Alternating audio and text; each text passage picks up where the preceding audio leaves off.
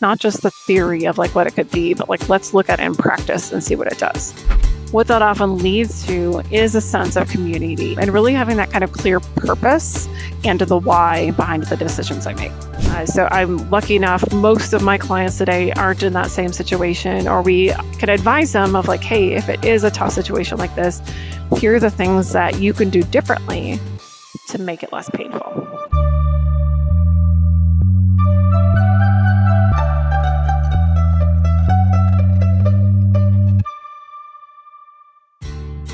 Med Device Boston is your go-to med tech sourcing and education expo, September 30th through October 1st at Boston's BCEC. Engineered to advance a next generation of medical device innovation, this event unites 200 plus suppliers, 1,500 plus attending professionals, and OEM decision makers in the number 3 med tech hub in the US. Explore everything from 3D printing and AI to materials, regulatory tech, and contract manufacturing, all under one roof. Visit meddeviceboston.com to register and plan your visit. Links in the show notes. Julian, welcome to the Manufacturing Culture Podcast. How are you doing today? You're in an airport, which is a circumstance of life, right? Happens to all of us. And just excited to have you here. Thanks, Jim. No, I'm excited to be on the show as well. And yeah, I came early to the airport just to make sure that we had time to talk, but it seems less risky than the alternative. So yes, excited to talk today. Awesome. All right. So Amy, I don't remember when our pre-interview was. I know it's been a while. So I don't even know if I prepped you for this question. So that's going to be fun, this icebreaker. Okay. If your life were a movie, what kind of movie would it be? What genre would it be? Who would play you? And what would the opening scene be? Oh, good questions. Okay. So I tend to be a fan of kind of like the sci-fi action movies. So think Star Wars genre. Yeah. I love the concept of, having kind of this challenge, grabbing a team to go after it and, ultimately kind of coming through that. So I think that is a lot of what I do in consulting, just on a much smaller scale than an intergalactic kind of point of view. Who would play me? I am not much up on the pop culture other than from my 11-year-old daughter. So let me think. I've always been a big fan of Natalie Portman, and she's great. So let's go with Natalie. All right. Fantastic. And what's the opening scene? Opening scene would have to be myself, probably some sort of animal sidekick. Okay. On some faraway kind of remote planets type of deal. I dig it. All right. Searching for something that is yet to be defined. I like it. All right. Like all good sci-fi movies, sci-fi action movies start. I love it. That always paints such a good picture of the guest for me and for the audience, because it gives us a little insight into who you are without asking, who are you, right? So the fun questions out of the way. Now I get to ask you, because we're on the Manufacturing Culture Podcast, what is your definition of culture? What does culture mean to you? Not necessarily that textbook or dictionary definition, but what does culture mean to you? So for me, I've always seen it as like a set of like guiding principles and behaviors that helps me know kind of the right decisions to make on a day-to-day basis in my job. That is kind of the core of it. What that often leads to is a sense of community, is a sense of team, and really having that kind of clear purpose and the why behind the decisions I make. Awesome. I love that. I think I'm going to start a calendar or a book or something, because I'm getting all these great definitions from people, and I've got to find a way to capture that and get just those definitions out there. And that's what I found is over the course of my consulting company, my doing this show, is culture is so individualistic, right? It's such a unique thing to everybody. It means something different.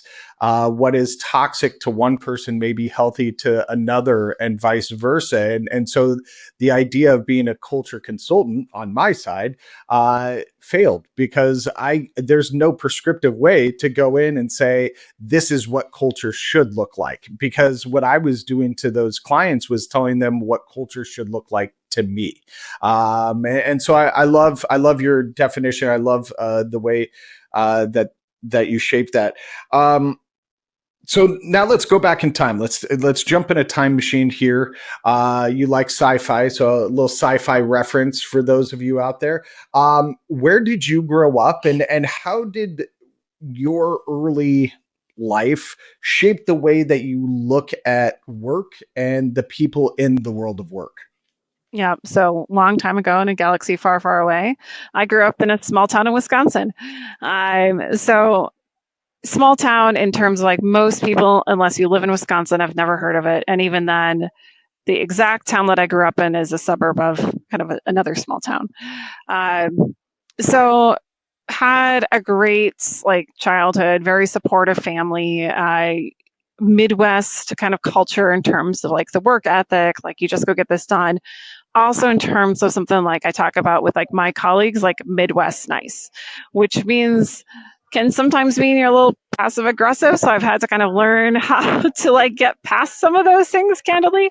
But it's a communication style that if you live in a community that understands it, like those signals are very clear. When you work in a large global organization, it's not always so clear. So I've had to kind of self-diagnose a couple of times, like, oh, this is what's really going on in terms of my own communication style, and I need to be clear with this person that I'm talking about.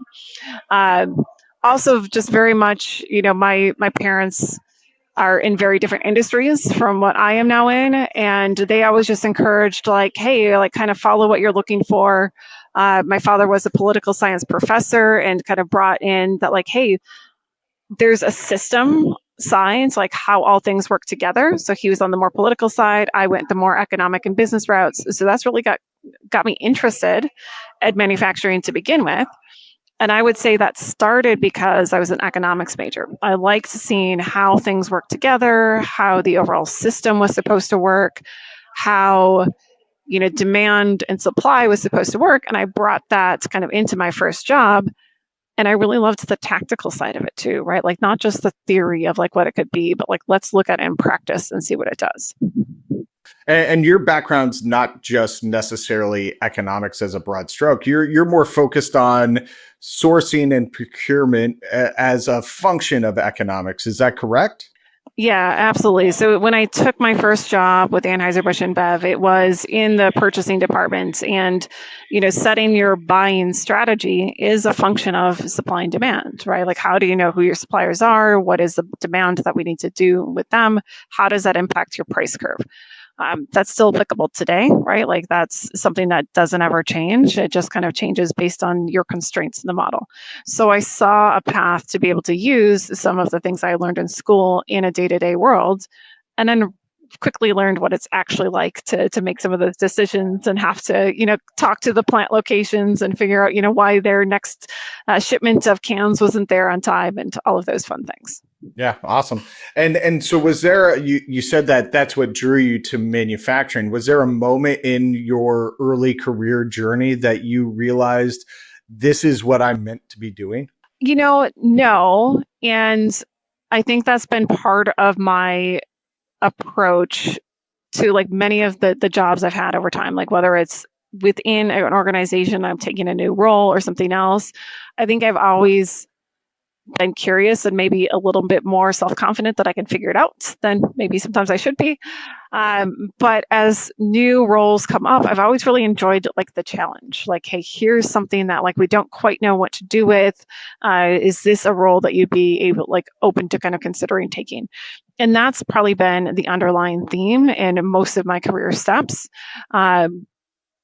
I've, now that I've gone through 20 years of a career, like I can see those themes. I can see like, hey, here's where I'm happiest. Here's where I do best.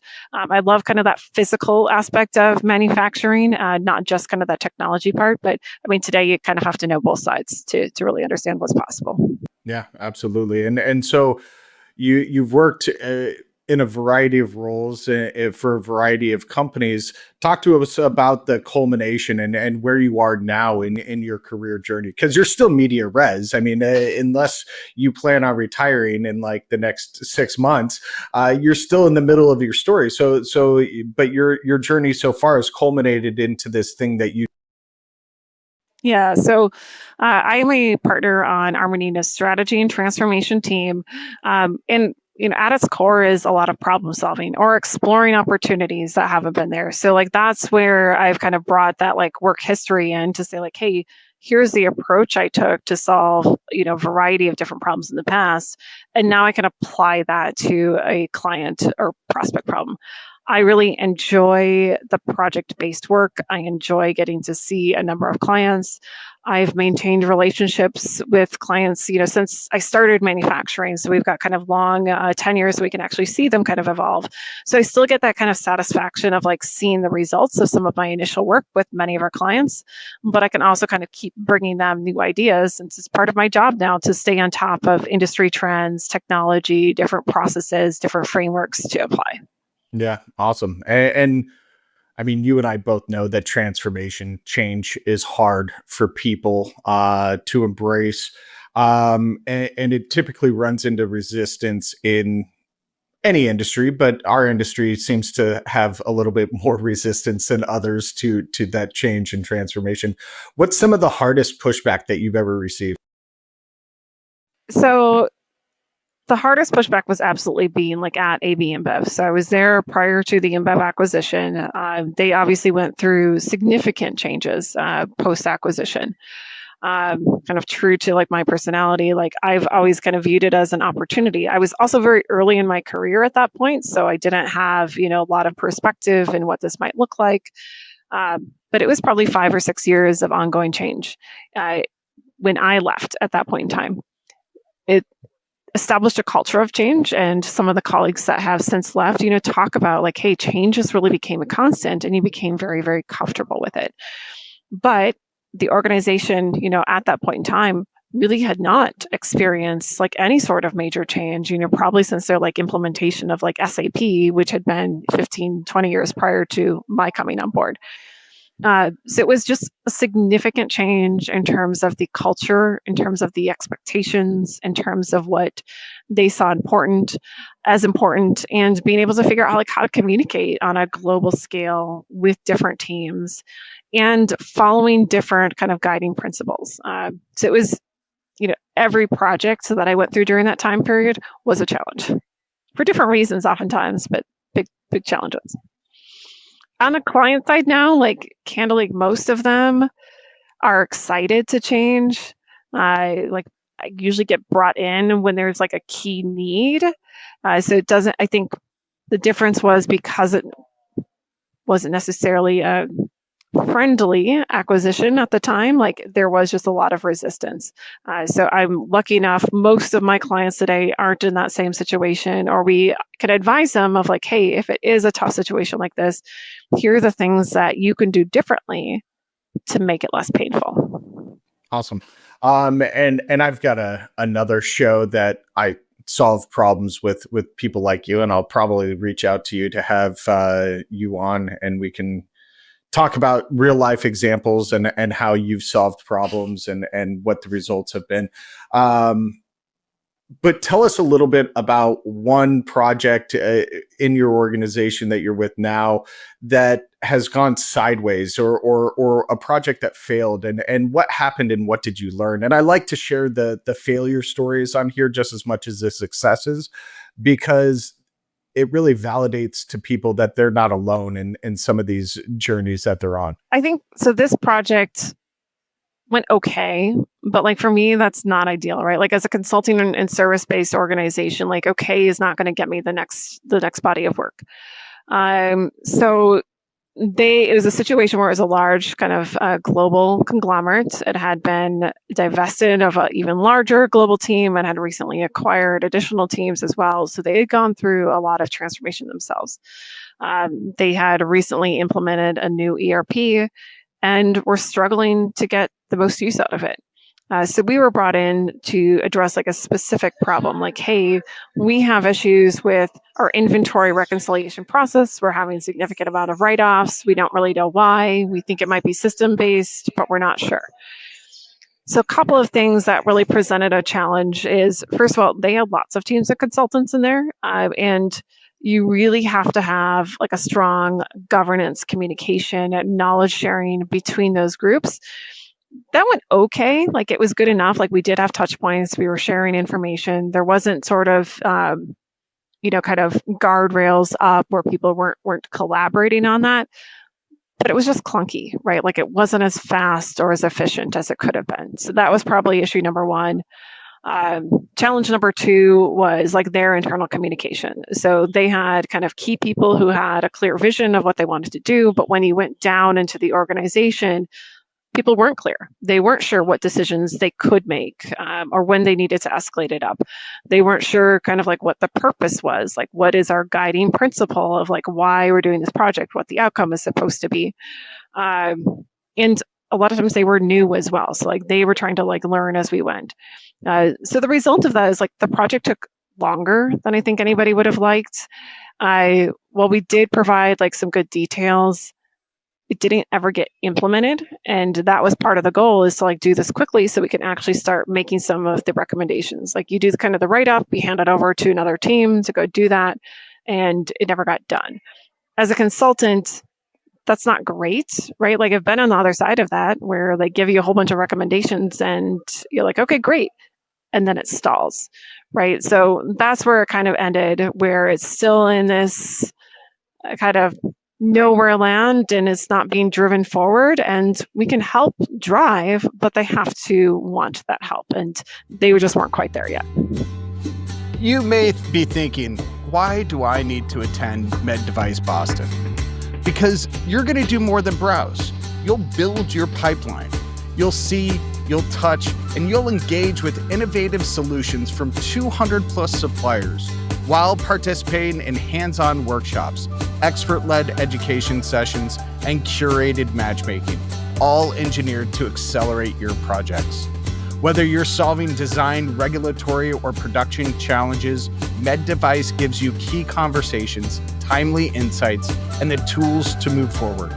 Med Device Boston. Advance your pipeline, advance your network, advance what's next. And so what has shifted from that experience and the way you approach clients and projects in the future? Yeah, I think making sure that we've got enough time, like escalating faster on their side if we're not getting kind of that clear point of view to like bring in the right people.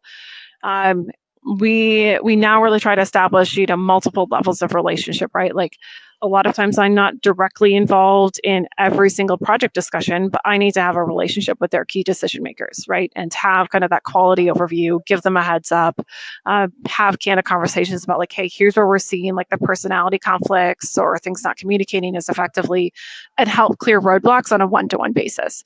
So that's really something that we've been trying to put in place, is have leadership level alignment, have project team level alignment, and then potentially even deeper into that, somebody an AP clerk and somebody on my team who's really working with them to make them feel heard and to like assure them like, hey, like your voice is coming into this and being represented. So we try to have like multiple layers of communication open with the client.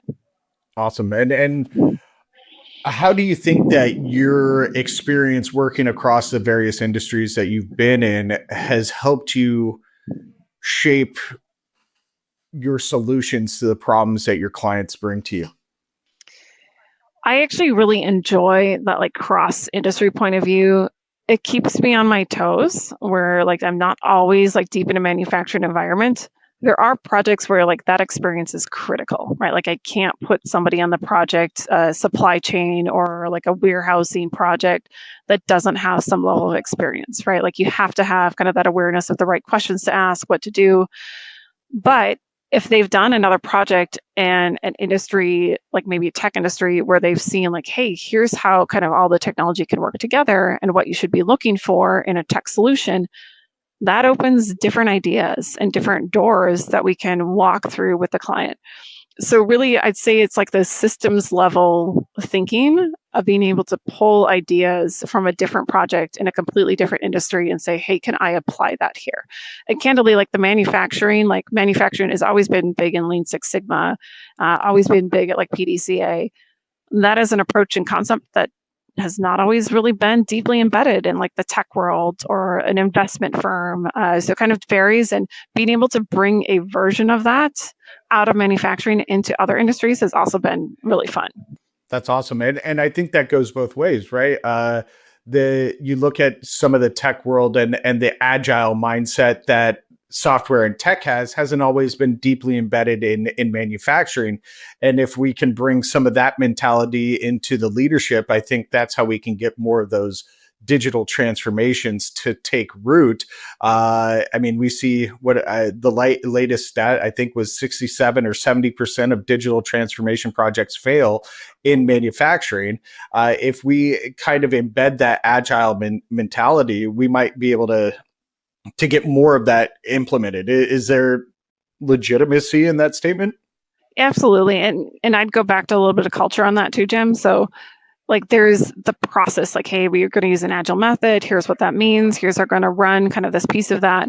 But also understanding kind of the mindset that people have who work in these like very like tech forward industries, and what is it about it's like their approach to work and kind of curiosity and like how they kind of work as a team that maybe we could lift and kind of advise the client on like, hey, if this is going to be successful, here's some of the behavior and kind of like inspirational things that we need to see from the team who's involved on that. So it's a little bit of both, I'd say. Was there a mentor or a client or a coach or somebody that you looked up to that helped shape the way you view work or the way you show up to work? Yeah, I've had, probably 4 to 5 over my career where I can point to and say like, hey, like they really made an impact in my work. Some of them were peers, where they were just there for me when I needed to go run through a presentation that I was going to go make to CFO like early on, and provided a different perspective than like my own organization. So I've had 2 or 3 of those to say like, hey, here's what's needed. Some of them are on my team right now and actually report into me. And like, I'm always so inspired by the fact like they challenge me on a day-to-day basis. Like they bring ideas, they want to execute. I would consider them mentors as well. In terms of like what people more traditionally think of a mentor, some of the leaders that I've reported into over time, and in particular, there's one from my AB InBev days. He saw kind of the opportunity to invest in me. He saw kind of that natural curiosity and gave me the chance to try some different roles that maybe wouldn't have been accessible kind of in that prior organization. And I learned a lot from him just in terms of like how to navigate like company politics and culture. And I learned that, politics, internal like company politics oftentimes gets a bad rap, but that is okay in many ways, right? Like politics at its core is a way to kind of push and pull between different tensions and different priorities for different groups. And you do need to be able to like work together and kind of manage that aspect of that.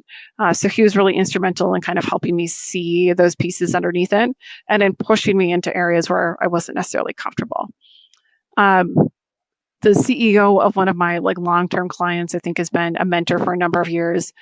He, really believed in some of the early projects I was doing. He's given me a chance to run projects where like he believed that my team could do it and that I would guide them. But like we as an Armanino team maybe hadn't had a ton of like cycles underneath our belt. So he's really kind of somebody who believed. We've had great results with him because he has also established a very collaborative culture like with his team and group. And it's been great to like just have that long relationship. We're not doing a ton of work with them now, but like we still maintain, connections and kind of bridge ideas and say like, hey, I've got this new concept that we're working on. Like, what do you think? He'll bring like, hey, we're doing some things around AI. Like, what are you guys seeing in the market? So we still have a really good kind of collaborative relationship.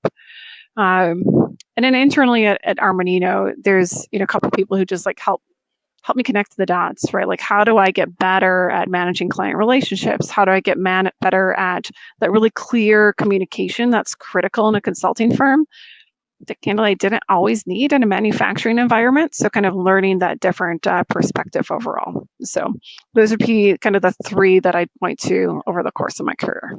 And I want to go back. You touched a little bit on it in that answer, and the one before really jogged that, and I didn't think of it until you were speaking, so I apologize.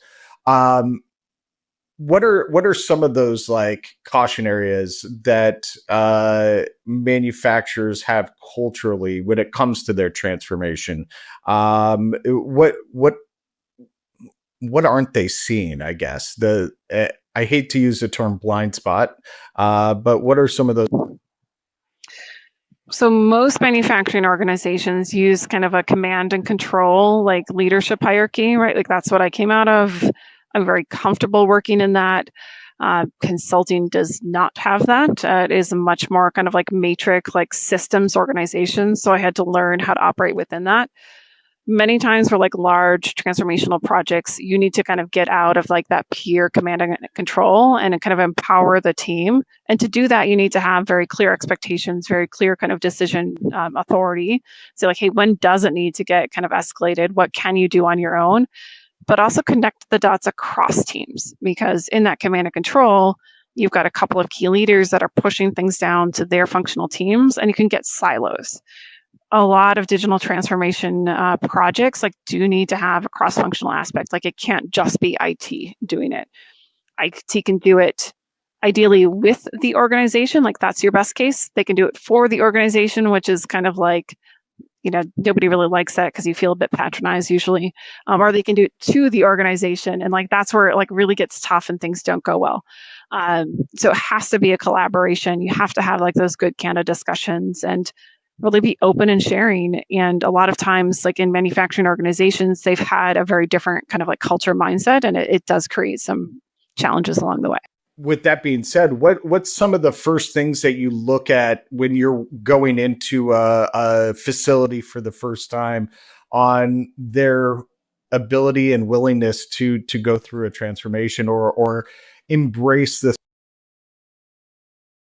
Yeah, a lot of times we'll have those conversations, like even when we're scoping and like in the proposal phase of the projects, like we talk about like, hey, here's the kind of person, like the key attributes of their personality, like how they think, how they're going to engage, that should be on the team. So we start to set those expectations with the client very early on.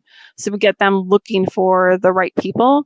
Those people then are going to be like your change catalyst. So they're going to be kind of the internal champions. Ideally, they have rapport like within their teams, so people see them as leaders, see them as somebody who like, hey, if they're saying this is worth my time to invest and learn in or contribute to the team, then I'm going to do it, because maybe I don't fully understand it or don't like it, but I trust what they can say, and that's really a key piece of it. But they also have to have that open mindset. So usually we set that expectation very early on. As we get into it, I mean, the team has all been trained to kind of like skilled like facilitation skills. So how to get people talking. A lot of times what we see is, either just like the personality isn't very talkative, and it's, not by any like malintent. Like they might just be somebody who's like heads down, I'm going to go get my work done, but we need that information that they might have kind of system knowledge for. Or it might be they're not really sure what to share, right? So we kind of have to break down some barriers and set expectations of, like this is the type of information that we want. So we try to kind of address those up front. And again, having those multiple relationships helps with that. Like, hey, we feel like we're missing things from this person, or, we missed this particular requirement because nobody talked about it, right, in the session. So we're trying to constantly kind of reinforce that communication wheel.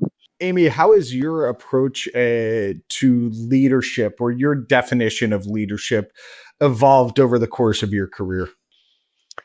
I think, early on, like many, like I think I was a strong individual contributor for many years, right? Like, so I was always like the doer. I'm just going to get in, I'm going to figure it out, kind of smash things together, try different things.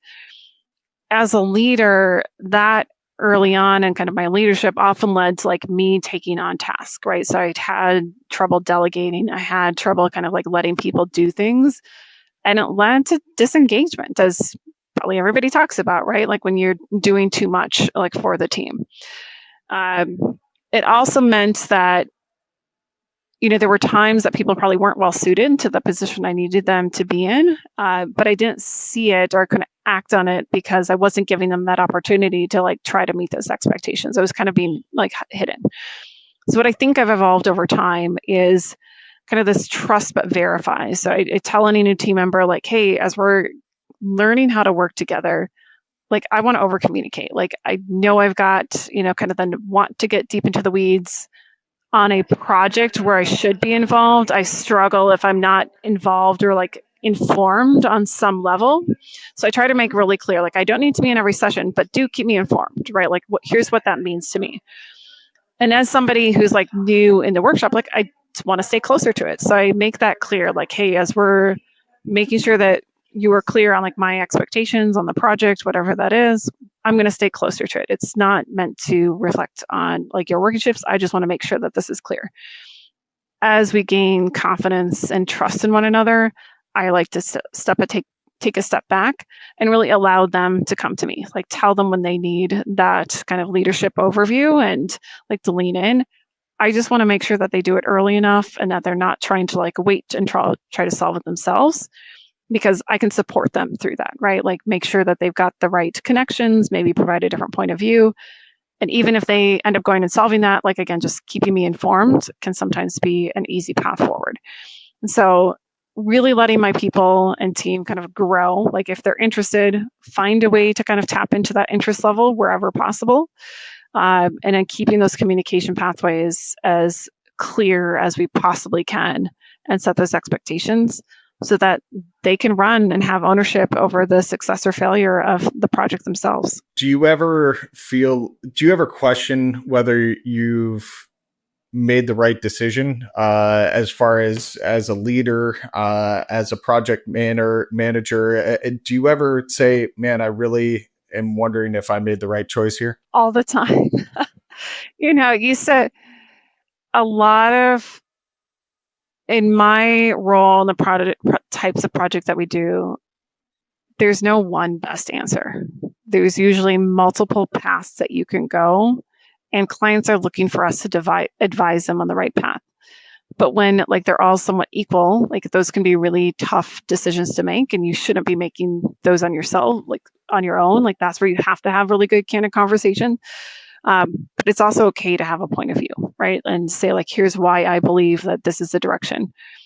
I think it's gotten much easier over time to like have confidence, like understand, try to clearly communicate like, hey, here's the potential downsides or the risk to this decision. Let's all just be very clear when we lock arms and move forward, but we're going to watch and monitor for what this happens. And if they do come to fruition, we get an early indicator and we can pivot, because nobody knows the future perfectly. So you have to kind of make a decision with the information that you have and just say, here's the early indicators where it's maybe not bearing the fruit that I was hoping for.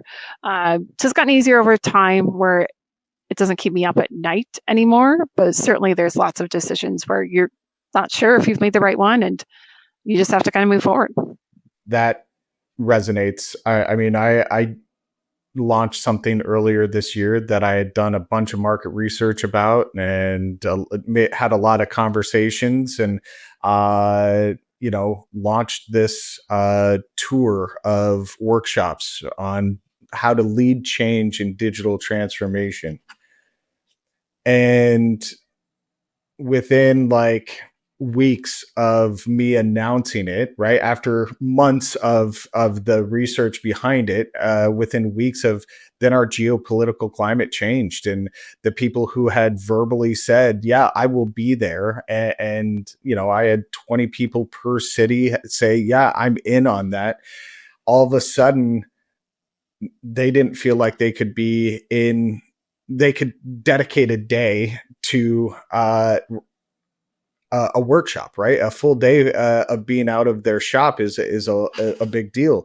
So having to pivot is, when you do make that bad call, is something that we're not great at in this industry, right?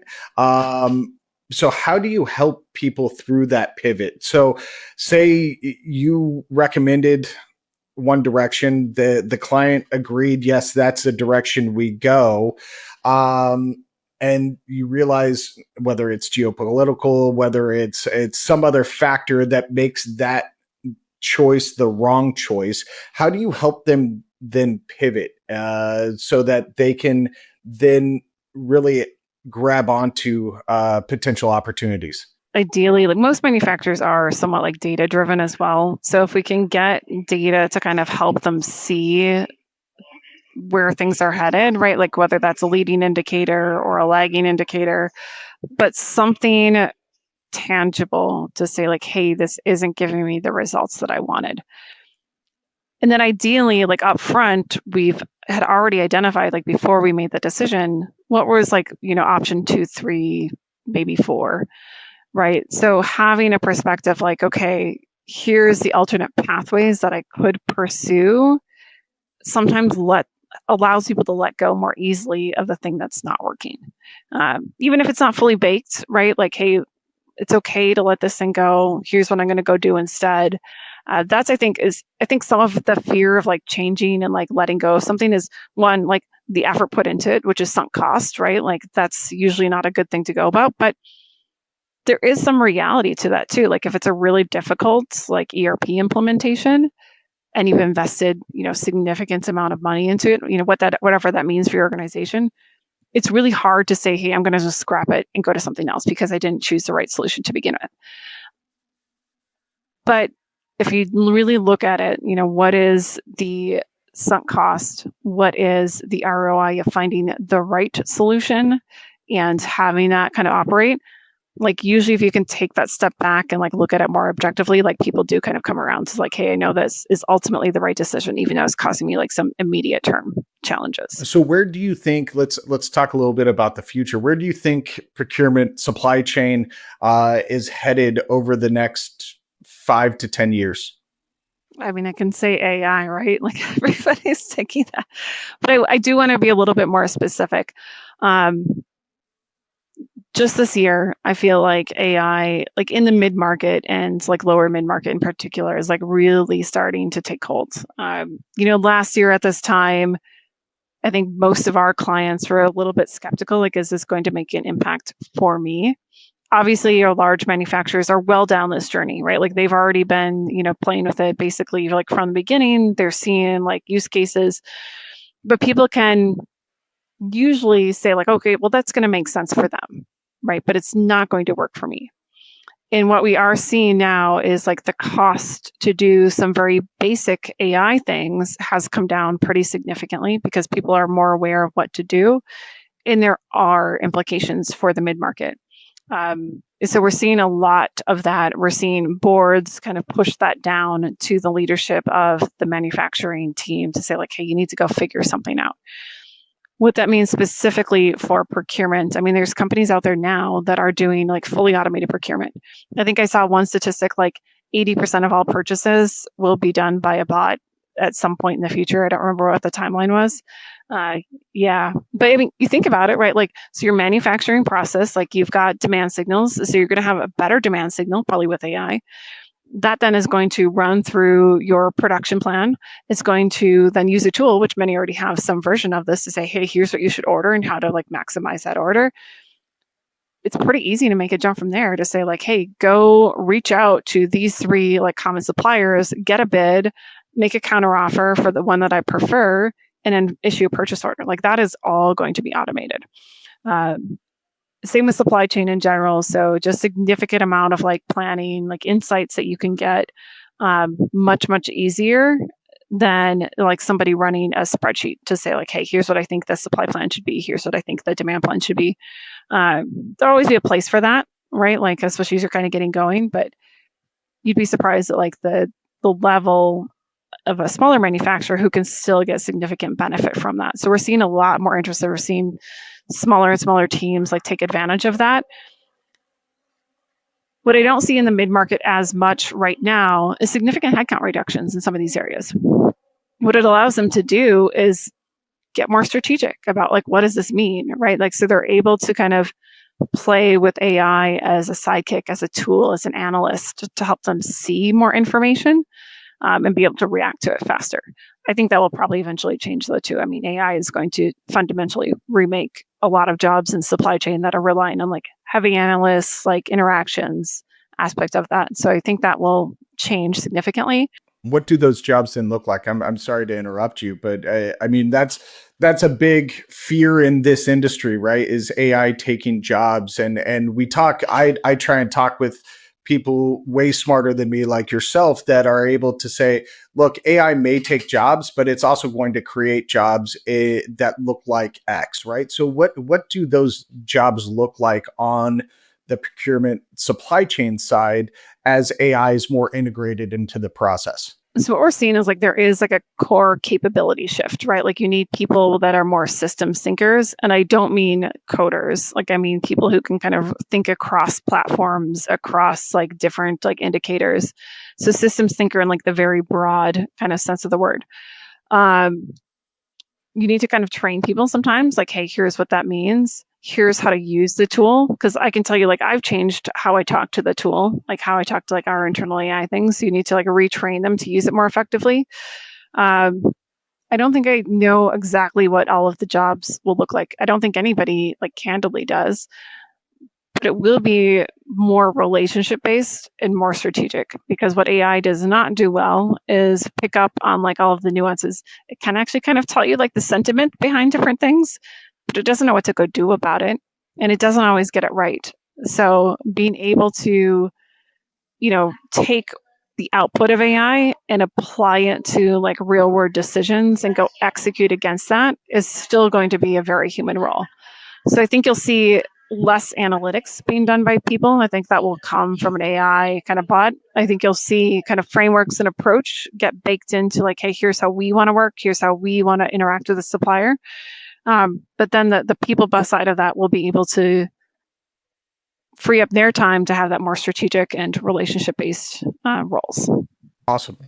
Awesome. And I tend to agree with you. I mean, I think that there are some roles that AI just will never be able to take, right? And part of those roles are going to be the human aspect roles, right? The relationship, the nuance that AI will be able to generate. I don't think we'll ever be able to touch that of what humans have, and that interpersonal relationship side. So I completely agree. On that side, though, what skills or mindsets do you think that the leaders of tomorrow will need to have that they don't currently have today?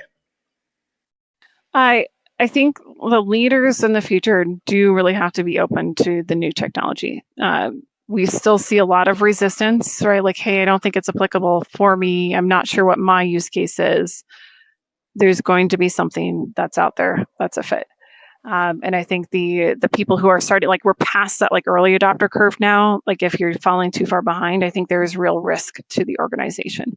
So I think there's always been an imperative to have a leader who is kind of looking at the external market, kind of bringing new ideas, like what do we need to do to adapt and survive. I think that emphasizes or amplifies like the importance of being able to do that.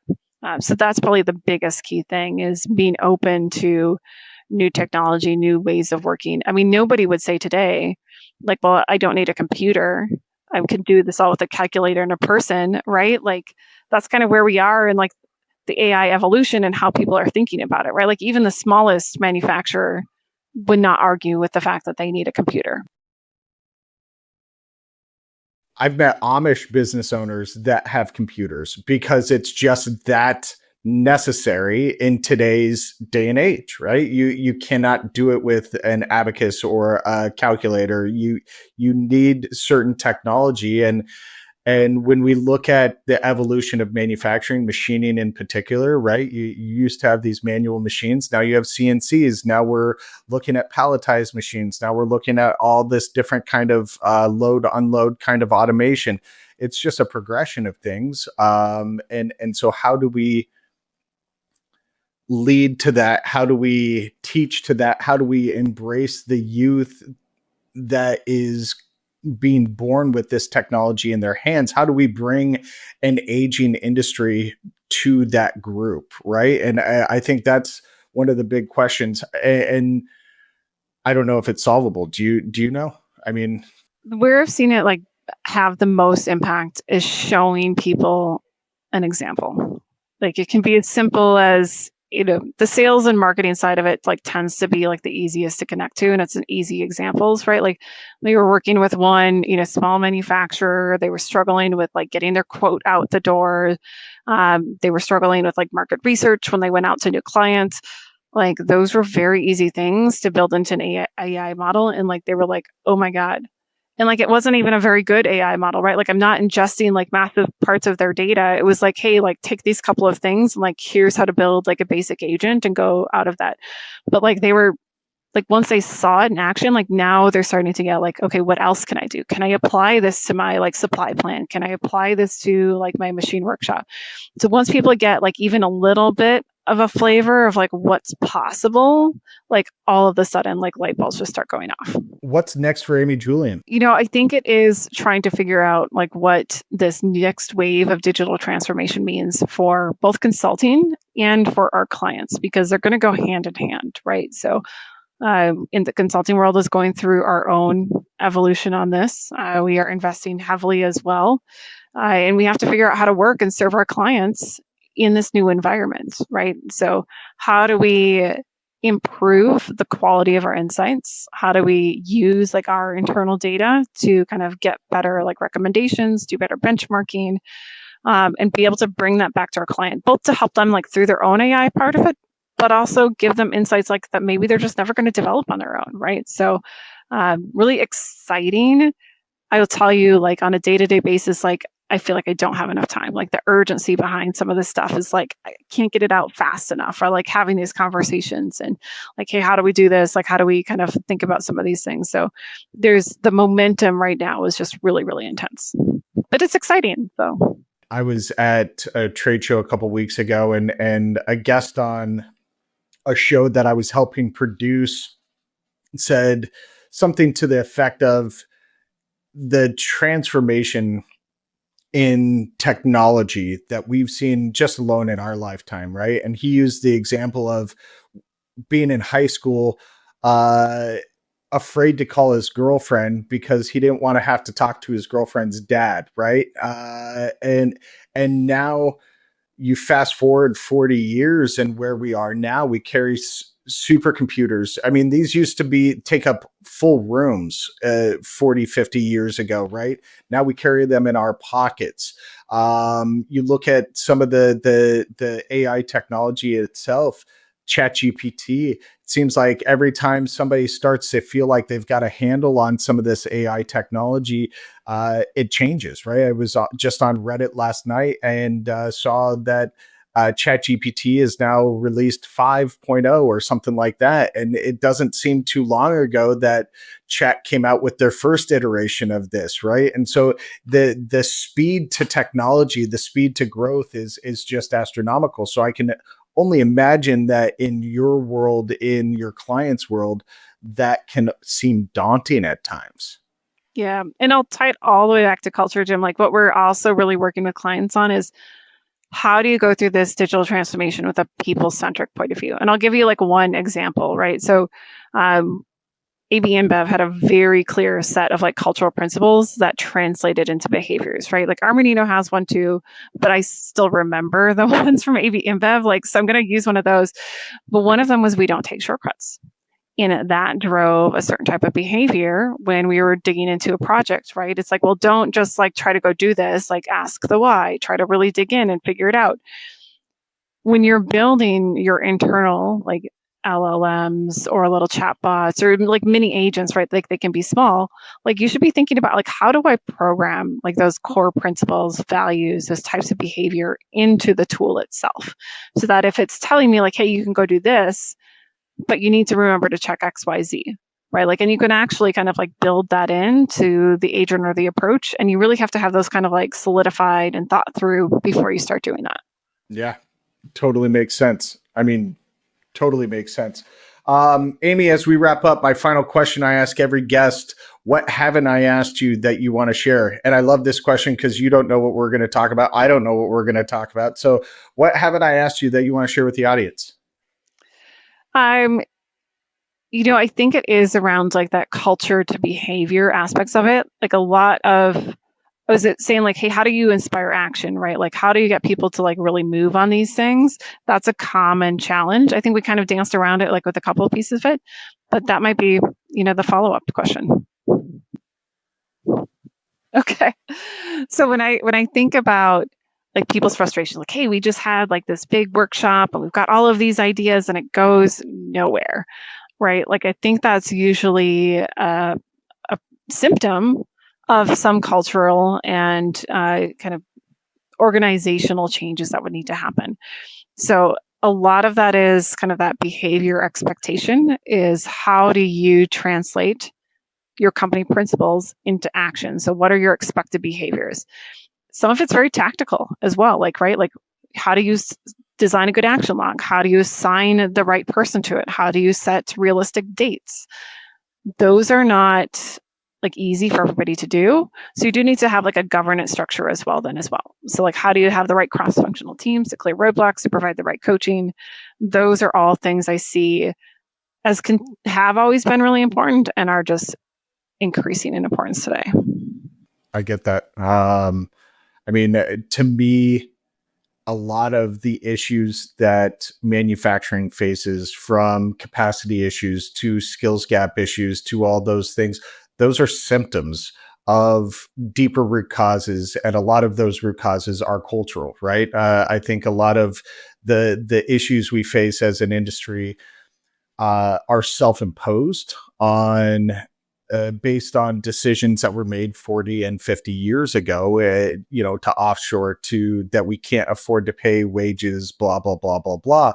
But the symptoms, the issues we have been talking about now for 20 years, 25 years, skills gap, capacity, blah, infrastructure, those three main things, we've been just repeating them over and over and over and reiterating them for 20, 25 years, as long as I've been in the industry. And I think that the reason we haven't been able to solve these things is because they are symptoms. They're not actual root causes. And I think that culture dives into or drives a lot of those symptoms. So in your experience, in your opinion, is there any validity in that statement? I do think there is. And, I'll take like a shop floor type of example, right? Like if you're seeing consistent like bottlenecks on the floor and nobody is coming to you like with ideas on how to solve it, like that's a cultural issue, right? Like, because a lot of times it's the people closest to the work that can see a better way to do it. But you need to have that like that safety, that like culture that says like, hey, I do want the ideas. We're going to maybe not take action on every one of them, but I'm going to tell you why not if we don't, and have that conversation. And that's not something everybody's good at. Amy, I think that you and I are cut of the same cloth. There are a lot of things that you said today that I've been saying for years. And so I appreciate you validating my opinions in one way, shape, or form. And I really appreciate you being vulnerable and sharing your story and some of your successes, some of your wins, and what's next for the industry as a whole. So thank you very much for being here. I appreciate it. I appreciate the time, Jim. It was great to talk to you, and yeah, excited to see some of your other podcasts as we go on. Awesome. Well, and I do need to have you on the other one. Let's go on and we'll solve some problems. It's called Work But Make It Human. It started out as a podcast, a solo podcast where I would give people like a 10-minute leadership tip of the week. I hated solo podcasting though. I need this kind of interaction for me to enjoy it. So it's rebranded, or not rebranded, reformatted, I guess is the right term, where I bring either experiences that I've had, stories that I've had. My guests are bringing their experiences or stories that they've found on shop floors. Sometimes it's going to be audience submissions, questions that or problems that we can solve. sometimes, again, it's those Reddit subs that I follow, the machining and manufacturing subs on there. There's a wealth of information on there, or a wealth of people who are willing to anonymously complain about our industry as a whole. So that absolutely. So I'd love to have you on that show. We can solve some problems in real time for people, give them some actionable takeaways. So yeah, appreciate that. Appreciate your time, and look forward to talking with you again. Awesome. Thanks for the time again, Jim. Spend 2 high-impact days at MedDevice Boston, all focus. With access to the conference program, hands-on workshops, innovation showcase theater, and speed networking, you'll gain insight and connections that go beyond a booth visit. Built for medtech professionals, MedDevice delivers curated education, real-world innovation, and targeted matchmaking in Boston, the #3 medtech hub nationwide. Don't spend more time than you need. Make every moment count. Register now at meddeviceboston.com. Links in the show notes.